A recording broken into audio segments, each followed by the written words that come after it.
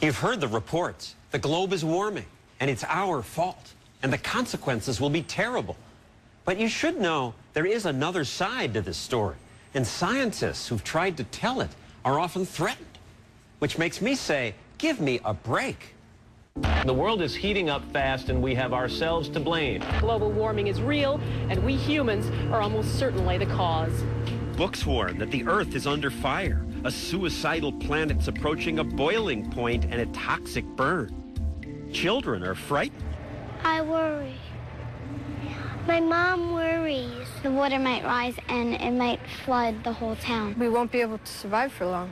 And people say since global warming is because of man, it must be fixed by man now. Some say irreversible consequences are 30 years away. This Ad Council PSA says ignoring the coming crisis is like putting our kids in front of a train. That won't affect me. What are you most worried will happen? We'll all die. Are there some people who say this isn't true? Yes. Yes. Might they be right? No. How do you know they're not right? Well, because the Earth is getting hotter. Where do you learn this? I saw the Al Gore video. And the Oscar goes to An Inconvenient Truth. The global warming documentary featuring Vice President Al Gore has been seen by millions. People have proclaimed him a prophet, a cultural icon, a conquering hero. You are a true champion for the cause, Mr. Gore. And last week, he won a Nobel Peace Prize. The Oscars were followed by other worldwide media events. You are Live Earth. With all this hoopla, it's no surprise that 86% of Americans say global warming is a serious problem. Global warming is now, by anybody's measure, a crisis. But is it a crisis? Yes, the globe is warming, but is it really all our fault? And is it true that the debate is over? No. What you think you know may not be so. For example, in An Inconvenient Truth, Gore says if we allow the globe to warm, terrible things will happen, and Sea level worldwide would go up 20 feet. Yeah, maybe like the height of this building. We'll probably just like drown and we'll die. This is what would happen to the sea level in Florida. This is what would happen to San Francisco Bay. maybe in thousands of years, says the IPCC, the group that shared last week's Nobel Prize with the vice president. But in 100 years, the oceans might rise 7 to 24 inches, not 20 feet. A faster buildup of heat here. Mr. Gore also talks about melting ice caps. That's not good for creatures like polar bears. They show this heart-rending cartoon. A new scientific study shows that for the first time they're finding polar bears that have actually drowned.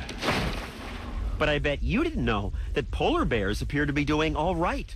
Future warming may hurt them, but right now the World Conservation Union and the U.S. Geological Survey say most populations of polar bears are stable or increasing. There is one relationship that is far more powerful than all the others. The most impressive demonstration in Mr. Gore's movie is the big graph of carbon dioxide levels. Here's what the temperature has been on our Earth.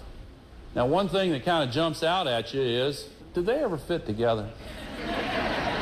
My goodness, I knew that carbon dioxide's thought to amplify temperature increases, but this shows a clear cause and effect. For 600,000 years, when carbon rose, so did temperature. It suggests that carbon levels control temperature. But the real inconvenient truth is that carbon increases came after temperature rose, usually hundreds of years later. Temperature went up first. I wanted to ask Mr. Gore about that and other things, but he wouldn't agree to talk about this. Why should he when he and others say The debate's over. The science is agreed upon. The debate is over and the science is in. It's absurd for people to say that sort of thing. It's really wrong. these scientists are among those who say the debate is by no means over? Right there. John Christie and Roy Spencer won NASA's Medal for Exceptional Achievement for figuring out how to get temperature data from satellites. They agree that the Earth is warmed. We all agree that it's warmed, I think. The big question is, and the thing that we dispute is it because of mankind? Climate changes, they point out. It always has, with or without man. Early last century, even without today's big output of carbon dioxide, the Arctic went through a warm period. The media fretted about that then, too. And Greenland's temperatures rose 50% faster in the 1920s than they're rising now. Some scientists say the warming may be caused by changes in the sun, or ocean currents, or changes in cloud cover, or other things we don't understand. The debate is not over. And anyway, who's to say that yesterday's temperature was the perfect one?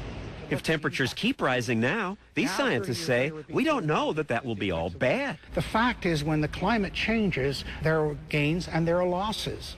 But Tim Ball, who studies the history of climate change, points out that all we hear about is the bad news from the IPCC, that massive group of global warming scientists. 1,000 scientists. 2,000 scientists. 2,500 scientists say the globe is getting warmer and we are to blame. There's the most unmitigated rubbish talked about. Paul Ryder of the Pasteur Institute and John Christie say they were members of the IPCC. That so-called group of scientists, they say, is not what people think it is. The IPCC is the Intergovernmental Panel on Climate Change. It is governments who nominate people. You'll find in many chapters that there are people who are not scientists at all. Who are they? They were essentially activists.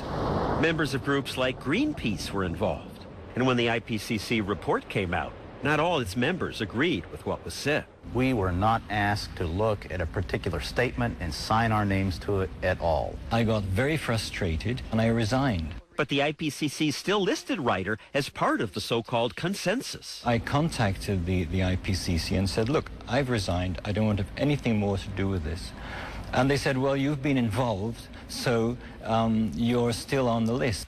Only when he threatened to sue, he says, did they take his name off the report. The IPCC denies that that happened. Today, scientists like these are often smeared as deniers. We have Holocaust deniers, we have climate change deniers, and to be honest, I don't think there's a great deal of difference. Deniers are confusing the issue and delaying solutions.